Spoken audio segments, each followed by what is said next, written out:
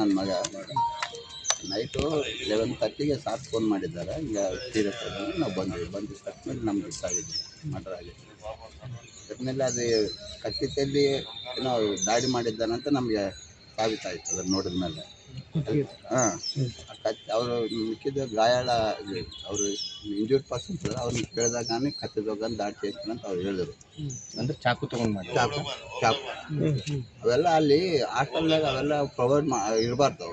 ಮತ್ತು ಈ ಮ್ಯಾನೇಜ್ಮೆಂಟು ನಿರ್ಲಕ್ಷ್ಯ ಧೋರಣೆ ಇದ್ದದಕ್ಕೆ ಈ ಅನಾಹುತ ಆಗುತ್ತೆ ಅಂತ ನಾನು ಹೇಳ್ತಾ ಇದ್ದೀನಿ. ಅಲ್ಲ ಸರ್, ಈಗ ಒಂದು ಪಾಪ ಏನೋ ಅಲ್ಲಿ ಎಲ್ಲ ಸೆಕ್ಯೂರ್ ಇರುತ್ತೆ ಅಂತೇಳಿ ಮಕ್ಕಳನ್ನ ಬಿಟ್ಟು ಬಿಟ್ಟಿರ್ತೀವಿ. బట్ ಅವರು గాలికి తీసేసినారు. అది మొత్తము వాడు ఏం పట్టించుకోవడం లేదు.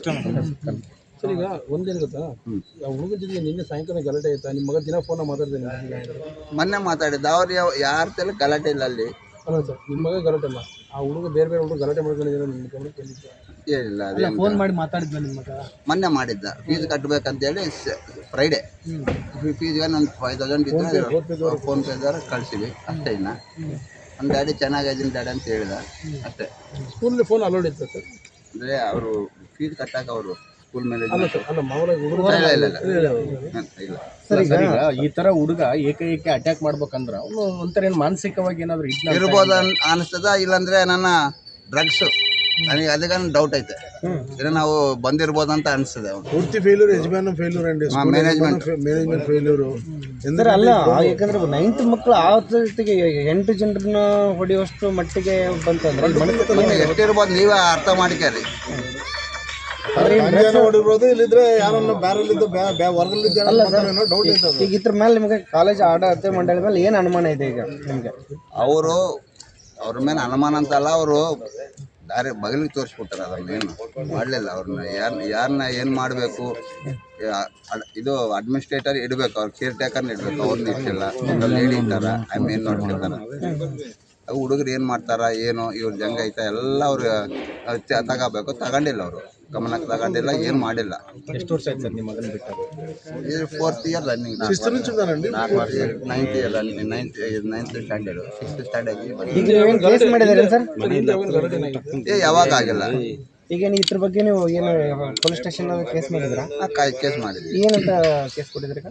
ಅವನು ಕೊಲೆ ಮಾಡಿದ್ದಾನಂತೇಳಿ. ಅವ್ನು ಹುಡುಗ ಭರತ್ ಅಂತ ಇಲ್ಲಿ ಗೊನೆಹಾಳು, ಬಳ್ಳಾರಿ ಬಗಲಿಗೆ ಗೊನೆಹಾಳು ಹುಡುಗ ಅವನೇ ಮಾಡಿದ್ದಾನಂತ.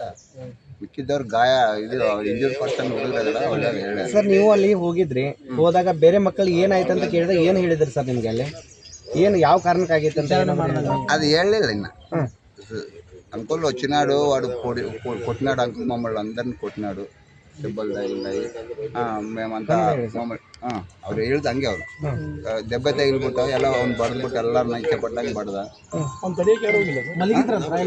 ಮಕ್ಕಳಿದ್ದಾಗ ನಡೆದಿದೆ ಘಟನೆ. ಆ ಮೇಡಮು ಮೇಲೆ ಇದ್ದಾರ, ಅವ್ರು ಬಂದಾರ ಕೆಳಗ, ಇವರು ಕಿರ್ಚಾಡಿದ್ ನೋಡ್ಕೊಂಡು ಬಂದ್ರೆ ಆಮೇಲೆ ಮೇಲಾಗ ಅಟ್ಯಾಕ್ ಮಾಡಿಬಿಟ್ಟಾನೆ. ಹೆಂಗೆ ಎಸ್ಕೇಪ್ ಸರ್? ದೊಡ್ಡ ಕಾಂಪೌಂಡ್ ಇರುತ್ತೆ, ಅವ್ರು ಎಸ್ಕೇಪ್ ಹೆಂಗ? ಅವನು ಸೆಕ್ಯೂರಿಟಿ ಗಾರ್ಡ್ನಾಗ ಹೊಡೆದು ಹೊಡೆದಾನಂತ ಅವ್ರು ಹೇಳ್ತಿದ್ದಾರೆ. ಸರ್, ಈಗ ನಿಮ್ಗೆ ಒಟ್ಟಾರೆ ಇದ್ರ ಮೇಲೆ ಏನು ಅನುಮಾನ ಇರೋದು? ಒಂದು ಡ್ರಗ್ಸ್ ಆಸಾರ ಏನು ಇರ್ಬೋದಂತ ಅನ್ಸದ. ಅಷ್ಟು ಮಾನಸಿಕವಾಗಿ ಅಷ್ಟು ಇದು ಒಂದು ನಂತರ ನೋಡು, ಅಷ್ಟು ಮಂದಿನ ಬಡಬೇಕಂದ್ರೆ ಏನೋ ಇರ್ಬೋದು. ಧೈರ್ಯ ಎಲ್ಲಿಂದ ಬರುತ್ತೆ? ಅದೇ ಒಬ್ಬರನ್ನ ಬಡದಾನಂದ್ರೆ ಏನೋ ಇರ್ತದೆ, ಏನೋ ಕಕ್ಷೆ ಇರ್ಬೋದು ಅಂತ ಅನ್ಬೋದು. 9 ಮೆಂಬರ್ಸ್ ನಾವು ಅಟ್ಯಾಕ್ ಮಾಡಿದ್ದಾನಂದ್ರೆ ವಿಚಕ್ಷಣ ರಹಿತವಾಗಿ ಏನೋ ತಗೊಂಡಿರ್ಬೋದನ್ನ ಅನಿಸುತ್ತೆ ನನಗೆ. ಆದರೆ ಲಕ್ಷ್ಮೀಕಾಂತ್, ಅಡ್ವೊಕೇಟ್, ಆಲೂರು.